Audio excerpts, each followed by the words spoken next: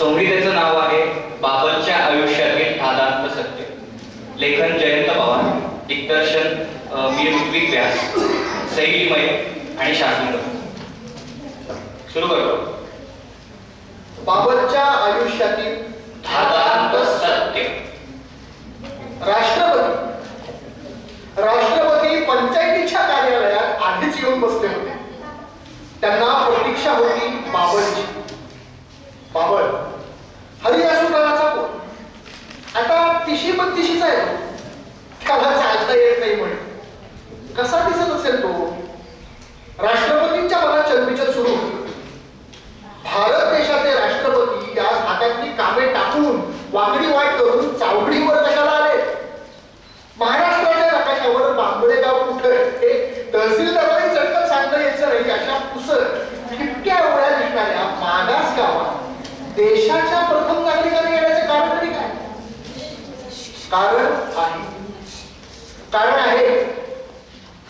कारण आहे बाबल सुतार. त्याचा सत्कार करण्यासाठीच तर राष्ट्रपती इथे आले. राज्यातल्या विविध भागांच्या दौऱ्याच्या कार्यक्रमात राष्ट्रपतींचे स्वतः हा सत्कार सोहळा समाविष्ट केला होता. पांगळ्या बाबलने दिल्लीला येऊन गौरव स्वीकारण्यापेक्षा आपण बांबळे गावी जाऊन त्याचा सत्कार करावा असा निर्णय त्यांनी घेतला होता. राष्ट्रपतींचा निर्णय राज्याच्या शासन दरबारी पोहोचला. असे सारे खडबडून जागे झाले. नकाशा आखून त्यावर बांबळे गावाचा ठिपका शोधू लागले. वरपासून खारपर्यंत आदेश सुटले. बांबळे गावातले धुळी मातीचे रस्ते रातोरात विस्तारून खडीडाबरी झाले. कोरड्या तळ्यात पंपाचे पाणी भरले गेले. घरांच्या भिंती रंगल्या. आवारे आणि मोकळ्या जागांवर पाणी मारून धूळ जमिनीतच तापली गेली. चावडीचे खडे छान सारवले. फुलांचा सडा घातला गेला. डेरेदार मांडव काढला गेला. त्यात मंच तयार केला. बाया बाते सुबक सजून लगबगीने चावडीच्या दिशेने निघाले. चावडीचा परिसर गावकऱ्यांनी, सनदी अधिकाऱ्यांनी, पोलिसांनी गजबजून जात असला तरी राष्ट्रपती चुळबुळत होते ते बाबलचे. त्यांच्या कारकिर्दीतला हा पहिला प्रसंग असावा जिथे ते हजर होते आणि गौरवमूर्तींचा वक्ता होता. या अवघत्याबद्दल सरकारी अधिकारी मनातून चरफडत असले तरी राष्ट्रपतींना त्याचे काही वाटत नव्हते. ते गावकऱ्यांच्या मुखावर विलसणारा बाबलविषयीचा अभिमान दूरच कौतुकाने निहाळत होते. एका दिव्य शक्तीने प्रेरित होऊन प्रतिकूलतेवर मात करून अन्यायाविरोधात उभा घातलेल्या एका सामान्य तरुणाच्या असीम धैर्याचा गौरव करण्यासाठी ते आतुरले होते. तो तरुण आता सामान्य राहिला नव्हता. देशातल्या प्रत्येक तरुणात जिद्द निर्माण करू शकणारा तो आदर्श ठरणार होता. त्याचं नाव बाबल हरिया सुतार. आणि तो क्षण आला. बाबलचा जय जयकार सुरू झाला. आवाज टिपेला गेला. तसे राष्ट्रपती एकदम उठून उभे राहिले. त्यांच्या हृदयात सूक्ष्म थरथर झाली. ते डोळे विस्फारून बाहेर पाहू लागले. दुतर्फा गर्दी भेदत चाकांच्या खुर्चीवर बसून एका हाताने चाकाला गती देत बाबल सुतार सावकाश पुढे येऊ लागला. मागेवरील हरिया सुतार आणि आई रखमाबाई धीम्या गतीने येत होते.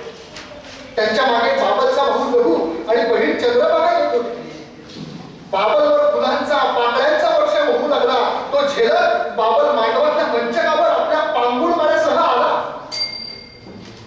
बाबल माझ्या कथेचा नायक म्हणून मी मुद्दामच कथेची सुरुवात अशी केली आहे जेणेकरून मला कथानायकाला उदात्त पातळीवर घेऊन जाता येईल. जरूर पडली तर मी त्यात अद्भुत रम्यताही आणि कथेला अलौकिकाचा स्पर्श देता आला तर मला हवा आहे. कारण मला याचं मिथक करायचं. मी सांगतोय ती कथा सत्य वास्तवात घडून गेलेली नव्हे, माझ्या डोळ्यांसमोर घडलेली. त्या घटिकाचे अनेक साक्षीदार आजही गावात हयात आहेत. पण ही कथा सत्याच्या इतकी जवळ आहे की लोक तिची कधीही दंतकथा बनवून टाकतील आणि शिरोप्याच्या गप्पात पारावरच्या गजाली रंजकपणे चढून तिच्यापासून सुटे होत शांतपणे झोपी जातील. तसं होता कामा नये. ती लोकांच्या नेणिवेत पसरली पाहिजे. कथानायकाला दिव्यत्व प्राप्त होऊन तो प्रत्यक्षाहून उदात्त उत्कट उन्नत झाला पाहिजे. बाबल नावाचं मिथ तयार होऊन त्याची कथा मिथकाच्या पातळीवर गेली पाहिजे. त्यासाठीच माझी सगळी धडपड आहे. मी ही कथा वस्तुनिष्ठ पद्धतीने हाताळून वास्तवातले खूपसे तपशील देऊन आकर्षक शब्द योजना आणि संरचना करून प्रत्येकाला करू शकतो. पण त्यामुळे सुन्नपणा ऐकणारा बधीर होईल, मला तसं व्हायला नकोय. बाबळची कथा वाचून हृदय उच्चंबळली पाहिजे. नुसत्या वास्तवाने हृदय उच्चंबळत नाही. जर ती उच्चंबळत असतील तर समजावं की त्या वास्तवात अद्भुताचा अंश आहे. आणि माझी खात्री आहे बाबळच्या कथेत तो अद्भुताचा अंश आहे. बाबळे नामक एका दुर्गम खेड्यात बाबल नावाचा मुलगा राहत होता. बाबल छान गायचा आणि बासरीही सुरेख वाजवायचा. आपला लहान भाऊ लघु यास त्याने बासरी तयार करून दिली होती. ती तो वाजवत असे. बाबलने आपली धाकटी बहीण चंद्रभागा हिला गाणे शिकवले होते. बाबलचे वडील हरिया हे सुतारकार होते. त्यांच्या कामातही बाबल त्यांना अधूनमधून मदत करत असे. पण गाव तसे दरिद्री होते. कमी पर्जन्यवृष्टीच्या पट्ट्यात हा प्रदेश येत असल्यामुळे गावात सदैव पाण्याचे दुर्भिक्ष असे. तशात गेली 3 वर्षे पाऊसच न पडल्याने गावात भीषण दुष्काळ पडला होता. शेतात धान्य पिकले नाही. त्यामुळे हरियासारख्या कष्टकऱ्यांना पायरीचा मोबदला मिळाला नाही. उपास करू लागले, माणसे चिडचिड करू लागली. पण याही परिस्थितीत बाबलचे गाणे सुटले नाही. तो गाऊ लागला की झाडाच्या परडली फांद्यांवर कुठूनचे पक्षी येऊन बसत आणि तल्लीन त्याने त्याचे गाणे ऐकत. पण हरियाला मात्र त्याचा मनस्वी संताप येतो. या प्रश्नाने त्याची काहीही होईल आणि तो मोठ्याने ओढून बाबलला त्याचे गाणे बंद करायला लागले. पण याच गाण्याने एकदा चमत्कार घडवला. दूरच्या शहरातून कोणी पाहुणे गावात आले होते. निघताना काही चिजा करून घ्याव्यात म्हणून हरिया सुताराच्या शाळेत आले होते. तिथे बाबल काठीची ऊंट बनवता गाणे गुणगुणत होता. त्याच्या मधुर आवाजाने पाहुणे चमकले. अरे बाळ, अरे उत्तम आहे ना तुझा आवाज. मोठ्याने म्हण पाहू गाणं. बाबलने आवाज आणखी मोठा लावला. मनसोक्त गाऊ लागला. अरे वा वा वा वा वा वा. पाहुणे भारावले. त्यांनी बाबलला जवळ घेतले, त्याच्या पाठीवर हात फिरवला आणि त्याला 50 रुपयांची नोट बक्षीस म्हणून दिली. बाबल अवघडला. त्याला काय करावे कळेना. पाहुण्यांनी बळेच ती नोट त्याच्या खिशात कोंबली. हे पाहताना हरिया मनातून हरखला होता. त्याला प्रथमच आपल्या लेकाच्या गाण्याचे कौतिक वाटले. पाहुणे निघाले. बाबल त्यांच्या घरापर्यंत जाऊन त्यांच्या पायास हात लावून त्यांना निरोप देऊन तसाच सवंगड्यांसोबत खेळण्यासाठी पळाला. तिकडे हरियाला बाबल कधी परत होईल असं झालं होतं. कितीतरी दिवसांनी त्याने नोट पाहिली होती, ती देखील 50 रुपयांची. लक्ष्मीने जणू रुपयाचे दान पदरात टाकले होते. आता शहरात जाऊन धान्याचे अर्धे पोते आणता येणार होते. काही तातडीच्या गरजा भागवता येणे शक्य होणार होते. बाबलसाठी शाळेत घालायला शर्ट, रकमेसाठी जुनेरे, रघुसाठी चड्डी आणि स्वतःसाठी पण चाय एवढं तरी घ्यावयास हवेच होते. सगळे विटून विरून फाटून गेले होते. उन्हाच्या काहिलीतही हरियाचे मन शीतल झुळकेने तोषवावे तसे शांत होते. बऱ्याच वेळाने बाबल घरी आला. तोवर हरियाने आपल्या लेकाचे गुणगान रकमेकडे गेले होते. रकमेने आपल्या 2 लेकरांना खोट्याचे कर्तृत्व कौतिकाने सांगितले होते. त्यामुळे बाबल येतात सारे त्याच्या वृत्ती कोंडाळी करून जमले. हरियाने बाबलला प्रेमाने जवळ घेतले आणि पाहुण्याने बक्षीस म्हणून दिलेले पैसे मागितले. बाबल ते विसरूनच गेला होता. त्याने 50 रुपयांची नोट वडिलांना देण्याने ती खिशात हात घातला आणि पाहतो तर खिशात नोटच नव्हती. बाबलने बोटे आधी खुपसून पाहिली तेव्हा लक्षात आले खिसा फाटला होता. तो कावरा बावरा झाला. हरियाचा चेहरा ताणला गेला. तो बाबलला सारखे विचारू लागला, अरे कुठे आहेत पैसे? बाबलकडे याचे उत्तर नव्हते. तो अधिकच केविलवाणा होऊन परत खिसा जमीन शोधत राहिला. हरियाचा संताप उघडू लागला तसा तो जोराने उघडू लागला, अरे पैसे कुठे आहेत सांग मला. बाबाची भावंडे दचकली. रखमा म्हणाली, खेळायला गेलास तिकडे पडले असतील पैसे, जा जा शोध जा. बाबल बाहेर पडला. खेळायच्या जागी जायच्या यायच्या वाटेवर शोधू लागला. बाहेर अंधार पडू लागला होता. रखमा टेंभा घेऊन आली. सारे रस्ते गुंडाळले. नोट सापडले. लहू व चंद्रभागा बाबलच्या मित्रांच्या घरी जाऊन आले. कोणीच नोट मिळाल्याचं सांगत नव्हतं. सारे निराश होऊन घरी आले. बाबलचे अंग थरथरू लागले. तो घरी येताच हरियाने फाडकन त्याच्या कानाखाली वाजवलं. बाबल फिरकणला. भावंडे चळाचळा कापू लागले. रखमा हादरली. पण हरियाला तेवढे पुरेसे वाटेना. त्याच्या मनातल्या इच्छा आकांक्षांचा चुरा झाला होता. दारिद्र्याचा छातीवर येऊन कोसळणारा भला मोठा दगड त्याला जाणवू लागला. त्याची लाही झाली. तो बाबरला मारू लागला. हातांनी पायांनी काठीने मिळेल त्या वस्तूने बाबरला झडपू लागला. बाबरला आपली चूक कळेना. पाहुण्यांनी पैसे त्याला दिले होते, ती त्याची बक्षिसी होती. वडिलांनी त्यासाठी आपल्याला तुडवून काढावे याचा अर्थ त्याला कळेल. स्वतःची चूक उमगेना. पण आता चूक बरोबर एवढा विचार करणे इतकेही त्राण त्याच्यात राहिले नव्हते. मस्तक बधीर झाले होते, अंग सुन्न झाले होते, डोळ्यातले अश्रू कडक झाले होते. तो सारे डोळे एकवटून उठला आणि धावत सुटला. त्याने अंगातला शर्ट काढून फेकून दिला. छोट्याशा घरातली शिडी काढली, दडदडत शिडीवर चढला आणि माळ्यावर जाऊन रडत बसला.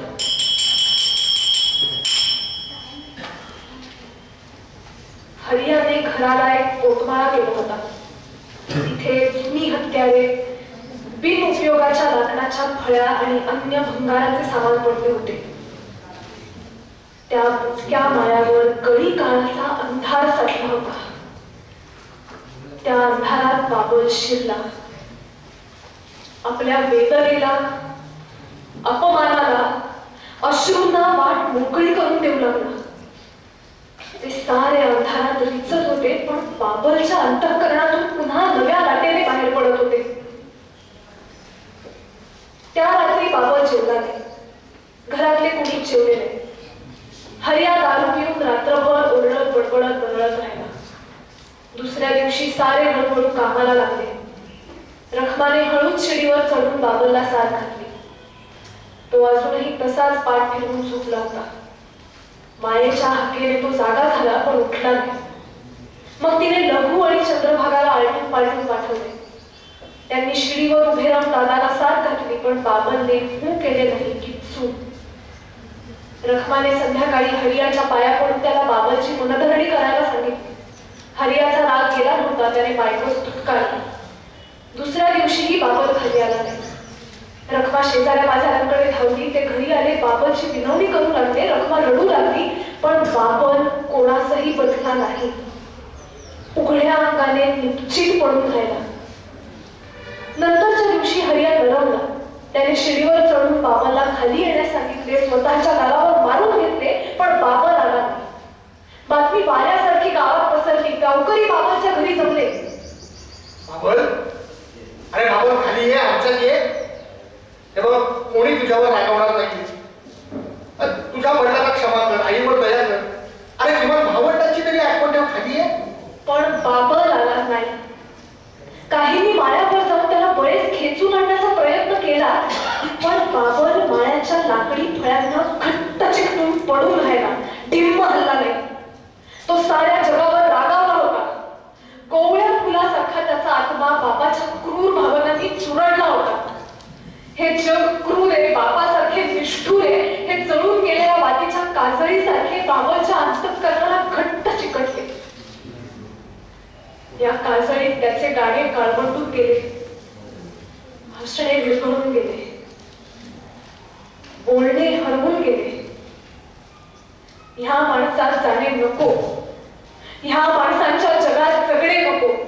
ज्यांना गाणे नको, नाणे हवे अशा माणसांचा संग नको. तिथे आपल्याला जागा नाही, तिथे आपले स्थान नाही. बाबलच्या मनात विचार गरगरत राहिले. बाबल खाली आलाच नाही. बाबल खाली आलाच नाही. बाबल खाली आलाच नाही. 18 वर्षे 18 वर्षे बाबल माळ्यावरून खाली उतरला नाही. बाबलच्या कथेत अद्भुताचा अंश आहे असं मी म्हणतो. त्याचं कारण हे, एक 14 वर्षांचा पोर 18 वर्ष एका जागी बसून राहिला. ही त्रेता द्वापार युगातली नाही, कलियुगातली गोष्ट आहे आणि पूर्ण खरी.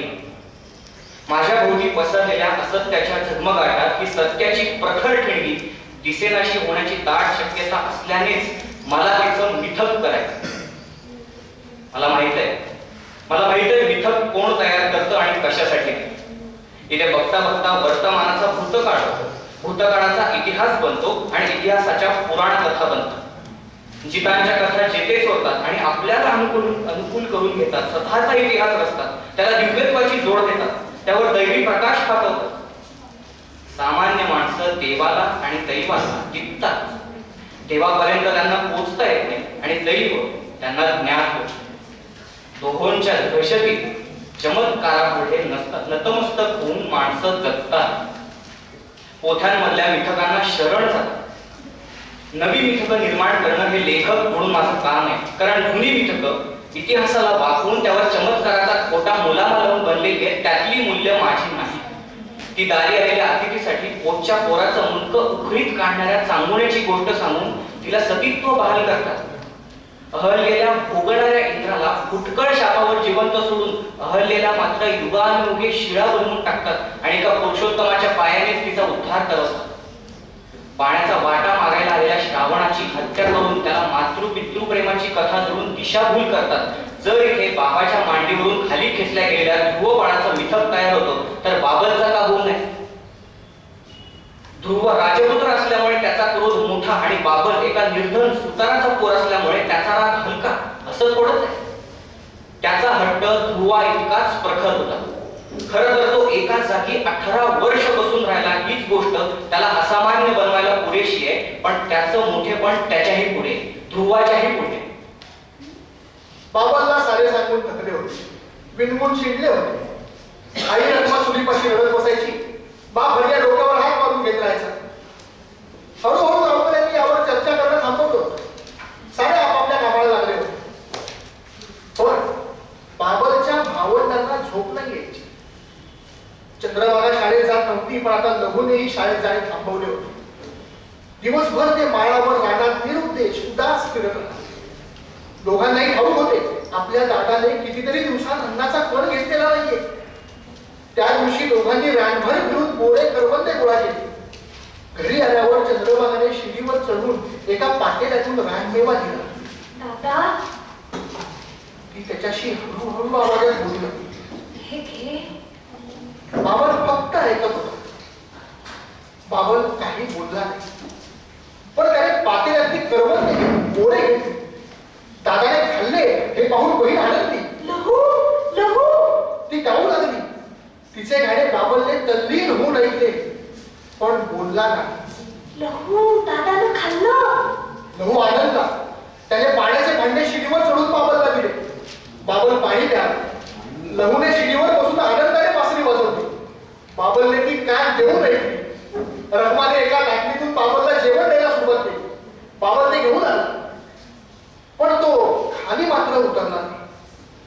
बाबल थोडेफार खायचा, उठून बसायचा, बसूनच माळ्यावर फिरायचा. तिथल्या टाकाऊ सामानात काहीतरी शोधत राहायचा.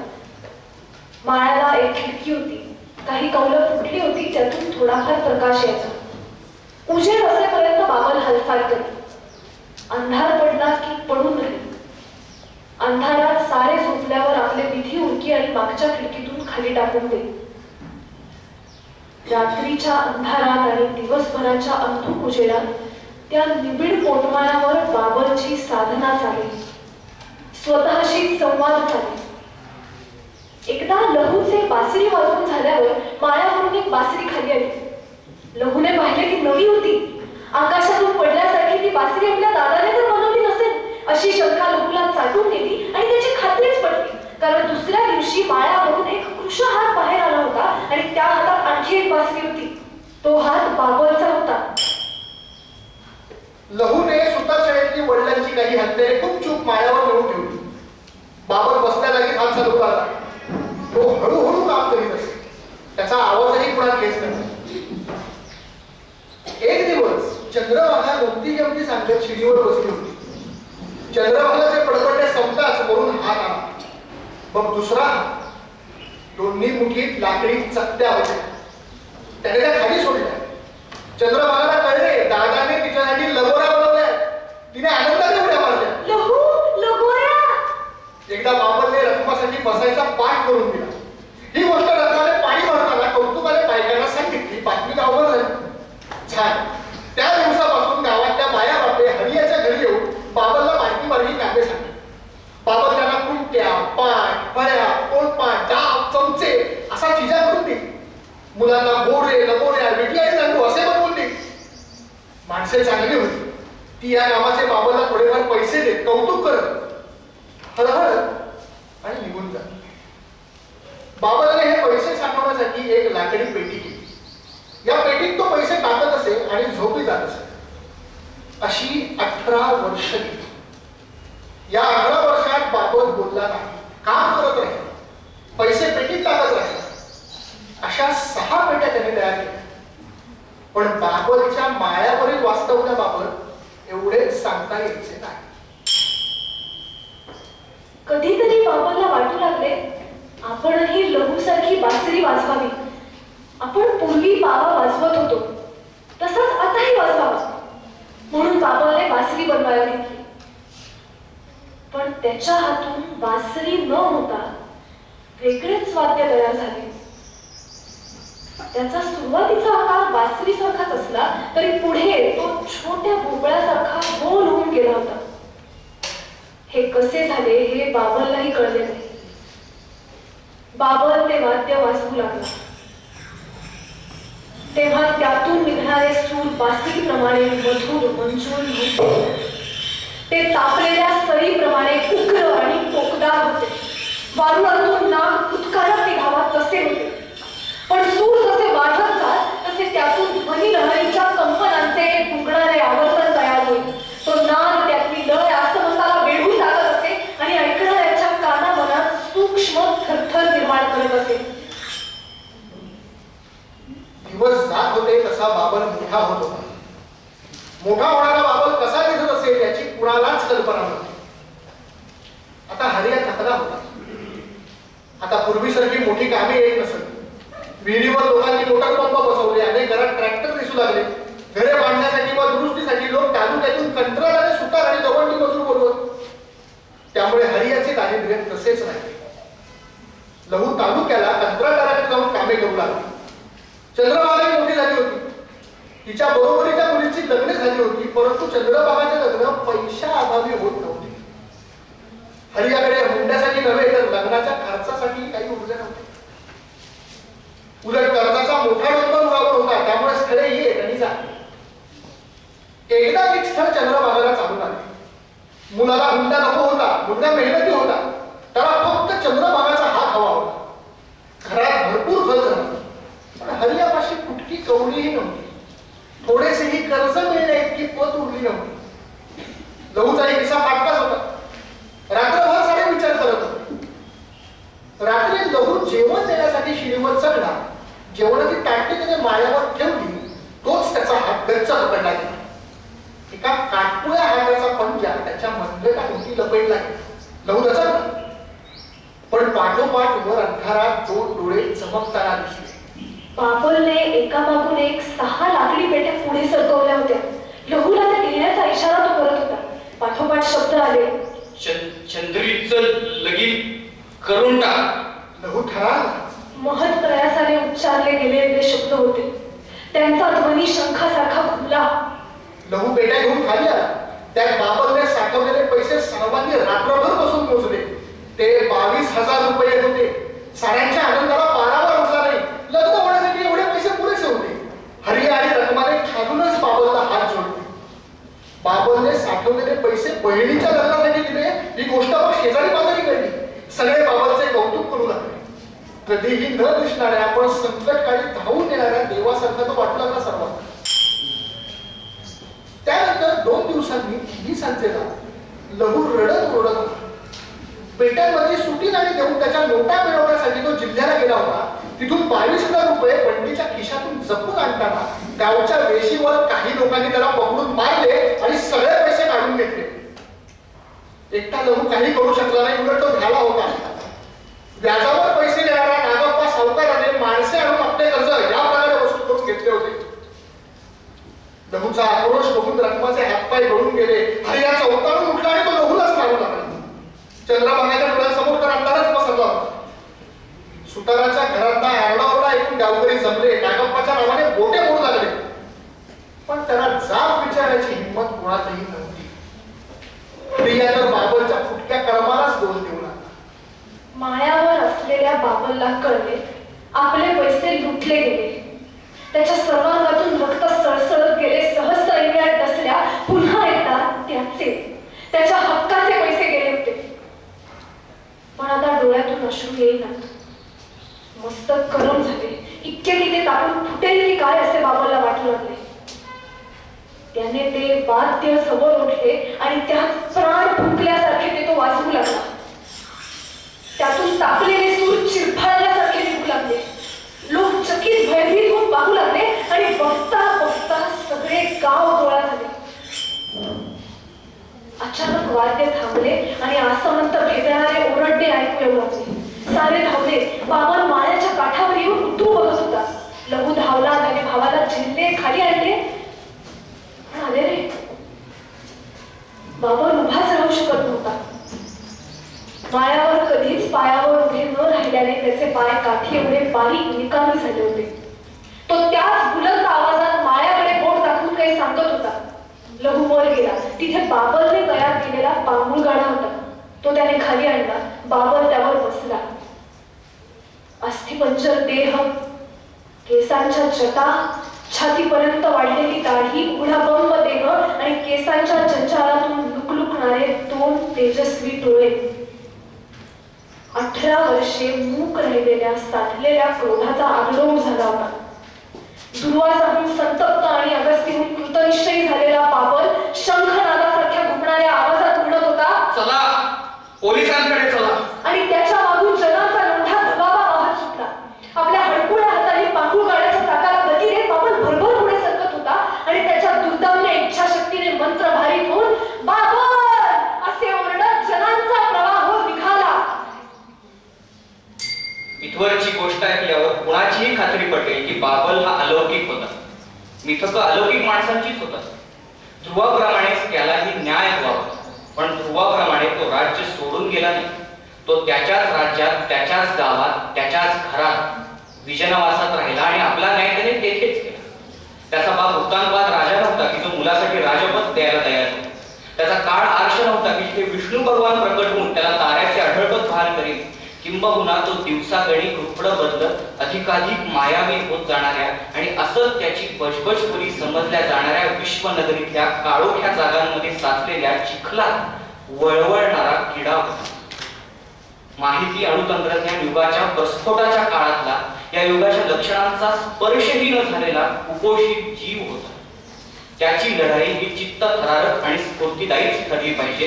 त्यामुळे इथवर वास्तवाशी पूर्ण इमान राखलेलं असलं तरी पुढच्या भागात मी त्याच्याशी फारकत घेणार. वास्तवाशी फारकत म्हणजे सत्याशी फारकत नव्हे, किंबहुना वास्तवाला मुरड घालूनच सत्यापर्यंत पोहोचता येईल अशी माझी खात्री. बाबर पांघरूळ गाड्यावर बसून पोलीस ठाण्याच्या दाराशी आला. त्याच्या मागे असलेला दबाव पाहून प्रवेशद्वारावर हवालदाराला त्याला अडवायची हिंमत झाली नाही. बाबर थेट ठाणेदारापाशी गेला. ठाणेदार होता बसता. तो नागप्पाच्या विरोधात तक्रार दाखल करेल. नागप्पाने आपले कर्ज वसूल केले. यात गुन्हा तो काय? बाबांनी त्याच्या समोरच ठाण मांडले. लोक म्हणू लागले, नागप्पाला अटक करा. ठाणेदार ऐके ना, त्याने फौजदाराला बोलवले. फौजदाराने कानावर हात ठेवले. नागप्पाला अटक करा, अटक करा, अटक करा. लोकांचा क्षोभ वाढतो आहे असं दिसताच ठाणेदार फौजदार त्यांना ठोकून मागच्या दाराने पळून गेले. बऱ्याच काळाने आपली फसगत घेणे आलेल्या लोकांनी पोलीस ठाणेच पेटवून दिले. बाबर तिथून निघाला तालुक्याच्या दिशेने. मागून गावकरी. तिथवर बातमी आधीच पोहोचली होती. पाहतो तर तहसीलदार कचेरी बंद.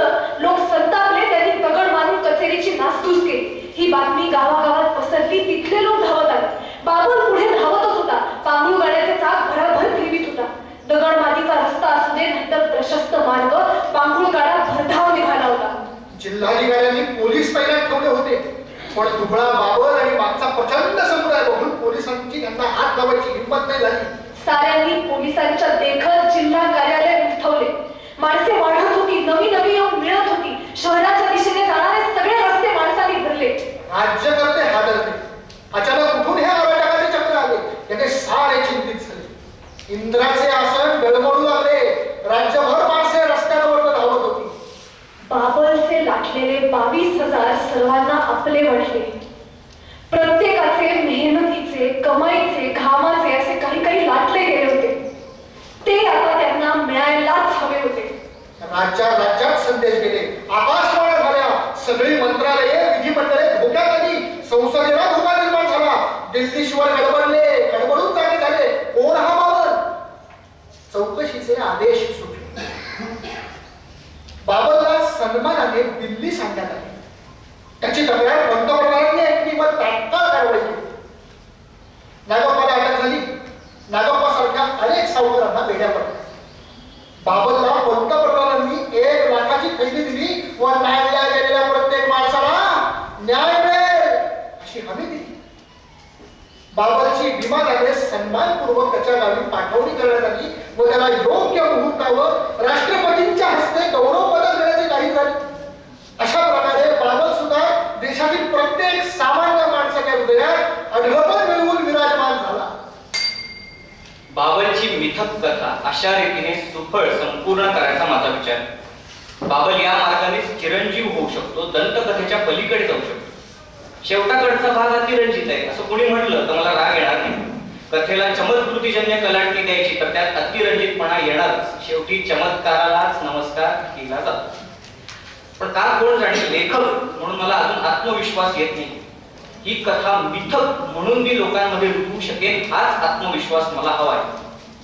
कदाचित हा काळ ज्यात मी लिहितोय तोच मला हा विश्वास मिळवून देत नसावा. अनेक सत्यकथा मसाला लावून लोकांचं मनोरंजन म्हणून सादर केल्या जातात. युद्धाचे दृश्य बघत लोक शांतपणे जेवत असतात आणि धादांत खोटं कारण देऊन राष्ट्राध्यक्षाचा खून करून अख्खा देश उद्ध्वस्त केला जात असतानाही त्यांच्या चेहऱ्यावरची रेष हलत नाही. तिथे बाबलच्या लढ्याने ते भारावून जातील का याविषयी मला आता खात्री वाटेनाशी झाली. सत्य असं काही नाहीच असं लोक धरून जाते त्यांना विश्वासार्ह वाटेल अशा पद्धतीने गोष्ट पोहोचवण्याचे कोणतेच मार्ग माझ्यापाशी उपलब्ध नाही. कथा कथनाच्या परंपरा नष्ट होतात आणि माझी कथा छापली जाईल, पुस्तकात टिकून राहील आणि पुन्हा पुन्हा वाचली जाईल हाही भरोसा मला आता वाटत नाही. कथा लिहून पूर्ण होण्याआधीच माझ्यातला लेखक ठेपाळतोय, कच खातो. अलीकडे मी गावी गेलो होतो. गावी गेलो की बाबलची चौकशी करतो, त्याला भेटत मात्र नाही. कारण वास्तवाच्या प्रखर दर्शनाने माझे डोळे जळून जातील अशी मला भीती वाटते. मी वास्तवाला भीतो. मी दुरूनच बघतो. बाबल त्याच्या पडक्या घरात दारात पांगुळ गाड्यावर उघडा बसलेला असतो. एक टक कुठेतरी बघत असतो. त्याच्या चेहऱ्यावर दाढीचा जंजाळ तसंच आहे.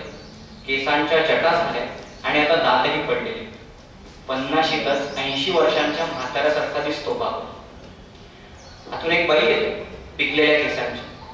त्याच्या हातात जेवणाची ताटली देते आणि पाण्याचा पेला. ती चंद्रभागा आहे. भावाजवळच राहिली ती बिन लग्नाची. कसं होणार होतं लग्न?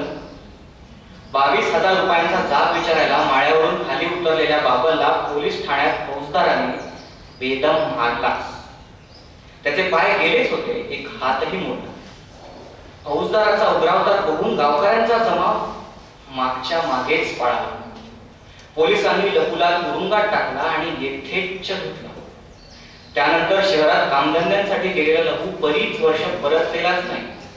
11-11 शहरात मोलमजुरी करून तो आजही धडधाकट जिवंत असला तर तो एक चमत्कारच म्हणायला हवा. हरिया आणि रखमा मधून गेले. बाबल आणि चंद्रभागा मरणाची वाट बघत दिवस ढकलत आहे. पण हे वास्तव दाखवून सुन्नपणाशिवाय अधिक काही साधणार नाही. काळाच्या मोठ्या टापूवर परिणाम करत काही मूल्य रुजवायची असली तर कथाकार म्हणून मला मिथकच रचली पाहिजे. बाबलचं मिथक माझ्या हाताशी आहे. बाबलचं मिथक माझ्या हाताशी आहे, पण ते कसं विश्वासार्ह बनवायचं हा माझ्या पुढचा पेच आहे.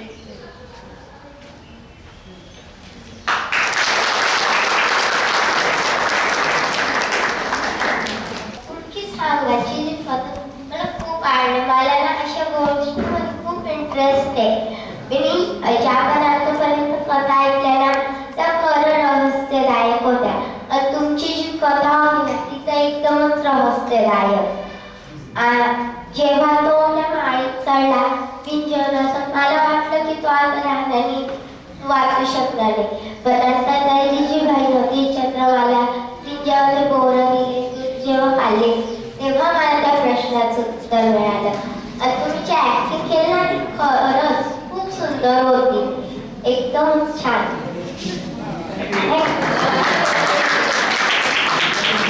ज्ञानेश्वर ज्ञानेश्वर विद्यालयात आणि नाही बरं ठीक. उरलेल्यांपैकी तिने सांगितलेलं सोडून वेगळं सांगणार.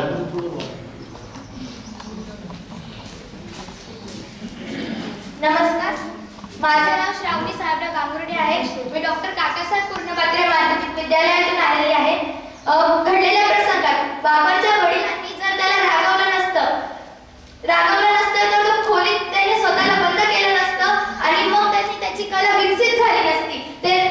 त्याच्या बाबाने रागवल्यामुळे त्याची कला विकसित झाली. आणि दुसरी गोष्ट, तो त्याच्या हक्कासाठी लढला तर त्याचे पैसे चोरीला गेले हे जेव्हा त्याला समजलं तर त्याने आपल्याला जिल्हा तालुका नगर प्रधानमंत्र्यांपर्यंत जरी जावं लागलं तरी मी माझ्या हक्कासाठी लढेन याने याचा विचार केला. तर आपण अन्याय सहन करायचा नाही, आपण स्वतः आपल्या हक्कासाठी लढायचं. आपल्याला ह्या कथेमधून समजतं. धन्यवाद.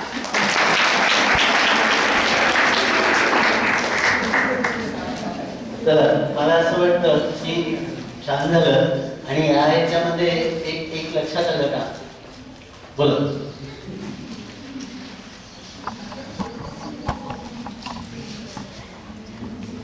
जयंत पवार ही कथा म्हणजे त्याच्या उरलेल्या काळामध्ये मिथकाकडे जातो. वास्तवाची ज्या कथा आहेत त्या तिथून तो मिथकाकडे जातो आणि हा एक त्याचा प्रयत्न आहे. मी कथेची सुरुवात मुद्दाम अशी केली म्हणतो तो की माझ्या नायकाला एका उदात्त पातळीवर घेऊन जायचं. तर मिथक म्हणजे काय हे आधी माहिती पाहिजे. ग्रीक शब्द मायथॉस आहे, त्याच्यापासून तो बनलेला मिथक शब्द आहे. म्हणजे अतिवास्तव जागा, अतिवास्तव व्यक्ती, अतिवास्तव घटना असा त्याचा अर्थ आहे. असं अपेक्षित त्याच्यामध्ये असतं आणि ती कथा समूळ मनाची झाली पाहिजे. श्रावणातल्या कहाण्या मिथक. तुम्ही असा काही प्रयत्न करायला पाहिजे होता. कथा शैली जी आहे थोडी मिथकाकडे निघली असती तर बरं झालं. पण ही कथा निवडली त्याबद्दल अत्यंत उत्तम कथा आहे. मराठी चांगलं सादरीकरण झालं. पण कधीतरी हे मिथक म्हणून तुम्ही करून बघा. नक्कीच आपला जो मानवी भावभाव आहे ते वजा करा. श्रावणातल्या कहाण्या कशा सांगितल्या जातात, बोलल्या जातात किंवा अनेक मिथक आहेत. सातव्या कथा सुद्धा मिथकामध्ये जाते. गौरी देशपांडे अरबीन नाही मिथक आहे. तसं करून बघा. त्यांनी काय केले, काही भाग मिथकासारखा येतो, काही भाग वास्तवाचा. कारण का ते जमलं नाही मिथक करणं. कारण वास्तव आळ असं ते गमतीशीर आहे. अत्यंत सुंदर कथा आहे. तो कधी करून बघा. नक्की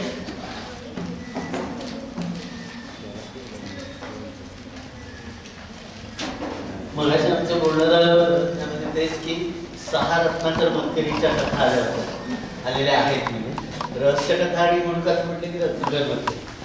पण काल रणजित देसाई यांनी, जयंत पवार आणि मगाशी स्वामीवाले त्यांनी स्वामी हो ना हे महत्वाचं आहे. म्हणजे या लेखकांच्याही गूढकथा रहस्यकथा आहेत हे शोधून आणणं यासाठी तुम्हाला सगळेजण टाळावं. गूढकथा म्हणजे रहस्य कथा असं एक डोक्यात बसलं. बरोबर. तो शेवट तो कलाटणी मिळते. त्यामुळे ती गूढकथा असं नाही. ही गूढकथा आहे खरी. गूढकथा आणि रहस्यकथा एखाद्या गोष्टीचं रहस्य लपवून ठेवलंय म्हणजे गूढकथा नाही. एक्झॅक्ट. आता आपण रहस्यकथा और गूढकथा असं म्हटलंच होतं. त्यामुळे मी कुणाची मार खापत नाही. पण गूढकथेचा खरा आस्वाद तुम्ही दिला. दुसरं एक लक्षात येत आहे का, गेल्या 3 कथा म्हणजे स्वामीमध्ये तो तसाच एकटा आहे ना? याच्यातला हे बाबल एकटा अडकला 18 वर्ष आहे ना? आणि मघाचे जे स्वांत सुखायवाले जे आहेत त्यांच्यामध्ये जे वयोवृद्ध माणसं, ज्येष्ठ म्हणायचं त्यांना, वयोवृद्ध नाही म्हणायचं, तर ती ज्येष्ठ माणसं सुद्धा माणसाचं एकटेपण या तिन्ही कथांतून वेगवेगळ्या प्रकारे मांडलं गेलं. असं एकमेकाशी कोरिलेटेड काहीतरी शोधता आलं पाहिजे समीक्षक. ठीक आहे.